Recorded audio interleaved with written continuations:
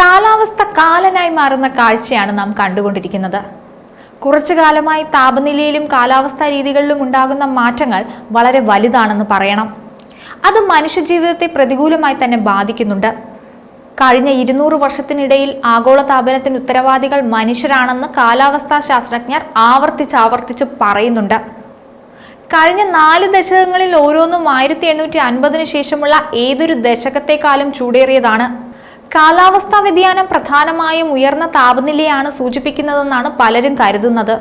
എന്നാൽ താപനില വർധനവ് കഥയുടെ തുടക്കം മാത്രമാണ്. ഭൂമിയിൽ പരസ്പരം എല്ലാം ബന്ധപ്പെട്ടിരിക്കുന്നതിനാൽ ഒരു മേഖലയിലെ മാറ്റങ്ങൾ മറ്റെല്ലാ മേഖലകളെയും സ്വാധീനിക്കും. കാലാവസ്ഥാ വ്യതിയാനത്തിന്റെ അനന്തരഫലങ്ങളെക്കുറിച്ച് പറഞ്ഞാൽ തീവ്രമായ വരൾച്ച, ചുട്ടുപൊള്ളുന്ന ചൂട്, ജലക്ഷാമം, കടുത്ത തീപിടുത്തങ്ങൾ, സമുദ്രനിരപ്പുയരൽ, മഴ, വെള്ളപ്പൊക്കം, ധ്രുവീയ മഞ്ഞുരുകൾ, മഞ്ഞുവീഴ്ച, വിനാശകരമായ കൊടുങ്കാറ്റുകൾ തുടങ്ങിയവയെല്ലാമാണ്. കുറച്ചു കാലമായി ഇവയെല്ലാം നമ്മളിൽ വന്ന് എത്തുന്നുണ്ട്. ഇനി പറയാൻ പോകുന്നത് ഒരു മുന്നറിയിപ്പിനെ കുറിച്ചാണ്. അതും കാലാവസ്ഥാ വ്യതിയാനത്തിന്റെ ഒരു മുന്നറിയിപ്പിനെ കുറിച്ച്. ദുബായ്, അബുദാബി തുടങ്ങി UAE വിവിധ ഭാഗങ്ങളിൽ മൂടൽമഞ്ഞ് അതികഠിനമായതുകൊണ്ട് റെഡ് അലർട്ട് പ്രഖ്യാപിച്ചു കഴിഞ്ഞു. ചില പ്രദേശങ്ങളിൽ national centre for meteorology yellow alert പ്രഖ്യാപിച്ചിട്ടുണ്ട് എന്നാണ് വിവരം. തീരപ്രദേശങ്ങളിലും ഉൾപ്രദേശങ്ങളിലും മൂടൽമഞ്ഞ് വർദ്ധിക്കുമെന്നും റിപ്പോർട്ടിലുണ്ട്. മൂടൽമഞ്ഞ് കനത്ത സാഹചര്യത്തിൽ വാഹനയാത്രികർ പ്രത്യേക ശ്രദ്ധ പാലിക്കണമെന്ന് അധികൃതർ നിർദ്ദേശവും നൽകുന്നുണ്ട്.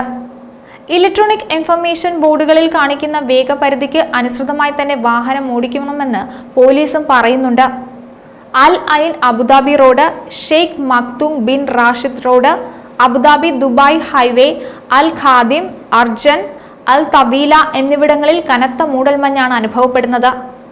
അൽ ഐനിലെ ഷൈഹാൻ, ജബൽ അലി, അൽ മിനാദ്, ദുബായിലെ അൽ മക്തൂം അന്താരാഷ്ട്ര വിമാനത്താവളം എന്നിവിടങ്ങളിൽ കാഴ്ച വ്യക്തത വളരെ കുറവാണെന്ന് മുന്നറിയിപ്പുണ്ട്.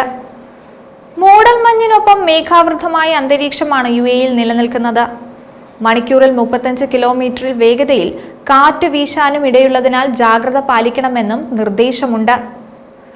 നാളെ രാവിലെ വരെ ഈർപ്പമേറിയ കാലാവസ്ഥയാണ് ഉണ്ടായിരിക്കുക. ഒമാൻ കടലിലും അറേബ്യൻ ഗൾഫ് സമുദ്രത്തിലും ഇടത്തരം തിരമാലകളായിരിക്കും ഉണ്ടാവുക.